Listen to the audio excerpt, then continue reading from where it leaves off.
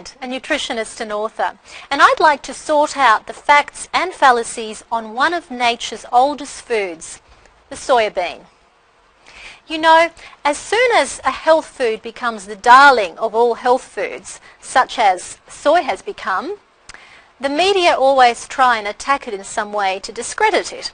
For example, there have been many studies showing that soy might reduce the risk of various chronic diseases, such as cancer, breast cancer, prostate cancer. It can potentially be also involved in making a smoother transition through the menopause, and has even been found to be helpful for preventing osteoporosis. As soon as a food gets that much airtime, free airtime, and is seen in such a positive light, the media are hungry for something that could potentially suggest that this food may not be healthy after all. And this is what's happened with soy. There have been many misleading statements made in the media that go way beyond the research findings. And in fact, the research findings, while it would suggest that this is a very healthy food, have never suggested it's the magic bullet, the be-all and end-all. But some people have tried to position soy foods in that way, whilst others have suggested that in fact it might be a poison. Where's the truth? Let's look at 6 common fallacies. Let's try and sort out the facts.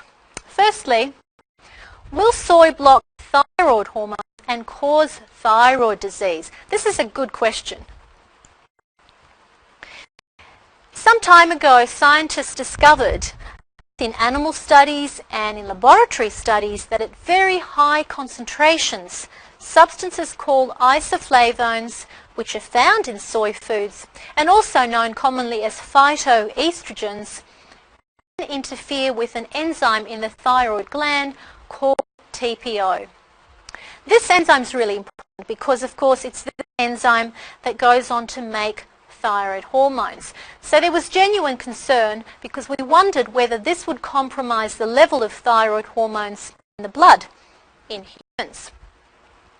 Interestingly enough, later, the same group of scientists that initially raised the alarm found that there is such an abundance of this enzyme, TPO, in the thyroid gland that despite the fact that soy is able to, at high concentrations, interfere with the action of the enzyme, there is no compromise on the level of thyroid hormones in the blood. And that pretty much quashed that. However, the media doesn't always catch up with the more recent findings, and so you'll see this story being repeated over and over and over again, which is no more a legitimate concern. The other interesting finding from the same group of scientists was that other substances found broadly in plant foods called flavonoids, similar to the isoflavones in soy, can also interfere with the action of this enzyme TPO. Now, flavonoids are found in everything from millet to broccoli to Brussels sprouts, cabbage, maize, onions, and even lima beans. And generally now, scientists, nutritionists around the world recognize that both flavonoids and isoflavones are incredibly protective for chronic diseases. And you will find that dietary guidelines around the world actually encourage an increased consumption of these plant foods rather than for people to avoid them. But there is some history with the use of old soy infant formula, that's soy infant formula made before the 1960s, and some thyroid disease cases, which is important to note. Before the 1960s, soy infant formula was made from soya flour. And in those days, when they didn't appreciate the importance of getting enough iodine in the diet, and remember this would be an infant's entire diet, there were some cases of goiter, which is the enlarged thyroid gland, reported in a few infants. So remember, this is before the 1960s, when the formula was made in a different way to what it is today. Well, since that was discovered, and since the 1960s, soy infant formula is no longer made from soy flour. In fact, it's made from soy protein, or in the case of South Korea, they make it from the whole soya bean. It is fortified in respect to all nutrients, including iodine. Iodine is a key nutrient for good thyroid function. And since the 1960s, although we have scoured the scientific and medical literature, we have been able to find only 12 cases of problems to do with the thyroid linked with the use of soy infant formula worldwide, and yet there have been over 20 million babies fed this formula since this time. In most cases, the problems were found in children born with a rare problem called hypothyroidism. This is where the thyroid gland is underactive. But for healthy children, we don't see this as being a problem at all anymore because the formulas are replete and adequate in all nutrients. What about adults?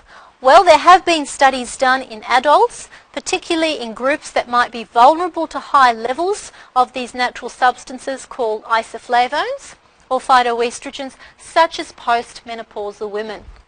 Because postmenopausal women have been targeted by the manufacturers of supplements, the researchers thought it would be a good idea to look at these women, to give them high doses of supplements and to see whether this interferes with their thyroid function.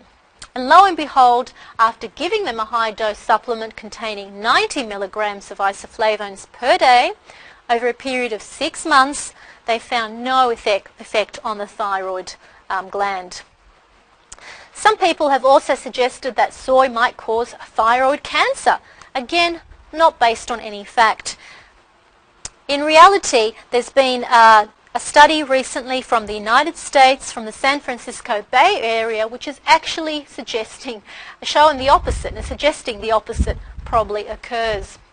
They found that in both Asian and Caucasian women, those who consume the higher amounts of soy foods do have the lowest rates of thyroid cancer, not the highest rates as some of these people have alleged. From a historical point of view, I find it very interesting that it was Dr. Harry Miller, dubbed the China Doctor, who was an Adventist thyroid surgeon and a missionary who introduced soy milk to China. Now, if anybody was in a position to detect whether soy was going to cause problems for the thyroid gland, surely it would be an expert such as a thyroid surgeon. And yet, in all his publications, in medical journals, he has never once suggested that soy could be a problem for the thyroid, but in fact has talked about the virtues of this food for both those who are rich and poor. But what about in cases where people actually do have the underactive thyroid, the hypothyroidism that I mentioned earlier? And some people have said, well, you may not know that you've got hypothyroidism, so should you not avoid soy just in case? We believe that about 10% of postmenopausal women may have subclinical hypothyroidism. That means an underactive thyroid gland which doesn't present with major clinical symptoms. It's for this reason that the American Thyroid Association now recommends checking the thyroid function every 5 years after we reach the age.